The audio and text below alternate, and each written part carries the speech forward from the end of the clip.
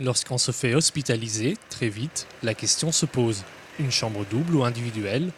De nombreux patients préfèrent la tranquillité de la chambre particulière, mais craignent une facture élevée, ce qui n'est pas toujours justifié.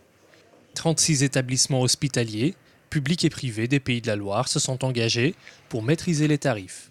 Une chambre particulière, c'est simplement le fait d'être tout seul dans une chambre. Les avantages, c'est que déjà on se retrouve seul sans être accompagné d'un autre malade à côté. On aura aussi un cabinet de toilette pour soi. Cette chambre particulière, elle est à la charge du patient, de sa mutuelle ou de sa complémentaire dans le meilleur des cas. Une personne ne peut pas avoir une chambre seule facturée si effectivement ce consentement n'a pas été signé. C'est toujours à la demande du patient. La personne vient à l'accueil, se présente avec tous ses papiers et grâce aux informations qui sont sur ces cartes de droit, la personne qui se trouve à l'accueil est en capacité de déterminer si effectivement il y a une prise en charge, s'il y a un reste à charge pour le patient. C'est toujours plus cher, oui.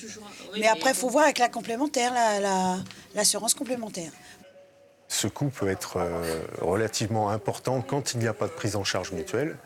Nous, on intervient en amont de cette prise de coût par l'adhérent, c'est-à-dire qu'on négocie avec les établissements un tarif plafond, un tarif maximum pour que les patients n'aient quasiment rien à leur charge sur cette prestation.